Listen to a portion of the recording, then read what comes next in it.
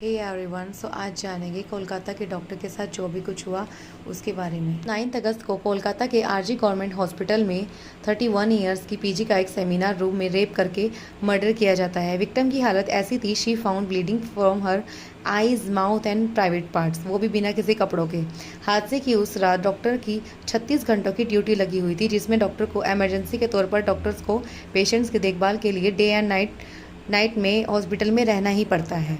हाँ, उन्हें 36 घंटों के लिए हॉस्पिटल में ही रहना पड़ता है, जहाँ उनका खाना, सोना, नहाना सब कुछ वहीं होता है। विक्टिम के 4 कलीग्स उस रात 24 घंटे काम करने के बाद सेमिनार में खाना खाने आए थे, जहाँ वो नीरज चोपड़ा का मैच देख रहे थे। रात के 3 बज चुके थे और सभी लोग वापस अपने काम पे लौट चुके थे। लेकिन विक्टिम डॉक्टर खाना खाने के बाद आराम करना चाहती थी, इसलिए वो सेमिनार हॉल में ही सो गई। इसके बाद अकॉर्डिंग टू रिपोर्ट्स तकरीबन 4 बजे अक्यूज्ड यानी संजय रॉय ने रूम में एंट्री ली, जिसमें उस डॉक्टर का रेप किया, उन्हें फिजिकली असोल्ट किया। उसी दौरान यानी 3 से 5 के बीच में उसकी डेथ हो गई। अब तकरीबन 7:30 बजे विक्टिम की बॉडी को डिस्कवर किया गया, बट सबसे पहले विक्टिम को किसने देखा इस बारे में कोई न्यूज़ बाहर नहीं आई है। अब विक्टिम की बॉडी 7:30 बजे मिली, बट विक्टिम के पेरेंट्स को इन्फॉर्म 10:30 बजे किया गया।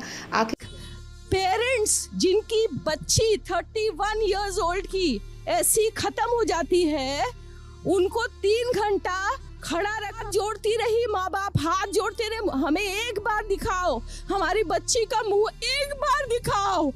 हम 3 घंटे बाद जब पेरेंट्स फाइनली अपनी बच्ची को देखने गए, तो बेटे की ऐसी हालत जिसमें माँ बाप अपने बच्चे को कभी नहीं देख सकते। उनके शरीर पर कपड़े नहीं थे, चश्मा टूटा हुआ था, पूरी बॉडी पर इंजरी मार्क्स थे। Woman was very bleeding from eyes, mouth and private parts. मतलब बॉडी की ऐसी हालत थी जिसे एक बार देखने पर समझ आता है कि ये cold blooded murder and rape case है। लेकिन शायद हॉस्पिटल को ये दिख नहीं रहा था। हॉस्पिटल तो इस केस को सुसाइड केस बोलकर रातों रात रफा दफा करना चाहता था, बट हॉस्पिटल के अदर डॉक्टर्स को ये पता चला कि केस को ऐसे बंद किया जा रहा है। तब सभी डॉक्टर्स प्रोटेस्ट में आए एंड धीरे धीरे ये प्रोटेस्ट पूरे भारत में फैल गया और सोशल मीडिया में भी फैल गया। अब जब बॉडी का पोस्टमार्टम हुआ तो रिपोर्ट सामने आई, वो और भी काफ़ी कॉम्प्लिकेट हो गया। पोस्टमार्टम के अकॉर्डिंग उस डॉक्टर को बुरे तरीके से सेक्सुअल असोल्ट किया गया था। She was beaten and raped brutally. उनका abdomen, right hand and lips बुरी तरह से इंजर्ड थे और उनका कॉर्नर बोन बुरी तरीके से क्रश हो गया था। सो पोस्टमार्टम ने ये क्लियर कर दिया था कि ये कोई केस सुसाइड केस तो नहीं है। उसके बाद पुलिस ने जब इन्वेस्टिगेशन की तो सीसीटीवी फुटेज से पता लगता है कि 4 बजे संजय रॉय नाम के आदमी ने सेमिनार हॉल में एंट्री ली। सेमिनार हॉल में पुलिस को एक ब्लूटूथ मिला, जो चेक करने पर उसके फ़ोन से डायरेक्टली कनेक्ट हो गया। डेफिनेटली कल्प्रिट ये ही था, इसलिए पुलिस ने इसे अरेस्ट भी कर लिया। एंड गेस व्हाट, इसने अपना क्राइम कबूल भी कर लिया। अब जानते हैं ये संजय रॉय आखिर है कौन। ये पर्सन किसी भी तरीके से हॉस्पिटल से कनेक्टेड नहीं था, ना ही वो कोई स्टाफ मेंबर था और ना ही कोई मेडिकल पर्सन था। बेसिकली 2019 से संजय कोलकाता पुलिस के साथ सिविक वॉलंटियर के रूप में काम करता है। सिविक वॉलंटियर वे लोग होते हैं जो बेसिकली ट्रैफिक पुलिस की हेल्प करते हैं, छोटी मोटी हेल्प भी।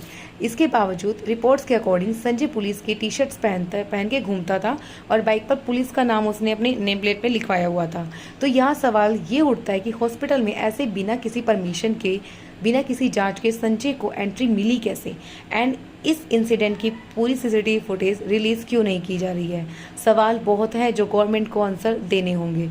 अब सिर्फ कैंडल मार्च निकालने से काम नहीं चलता। एक बार फिर निर्भया 2.0 सामने हमारे आया है और हमें सिर्फ कैंडल मार्च ही नहीं निकालना है। निर्भया केस को कम से कम 7 साल के बाद उन्हें इंसाफ मिला था। तो इसमें हम देरी ना करते हुए उनको इंसाफ जल्दी मिले और कल्प्रिट जितने हैं उनको सज़ा मिले।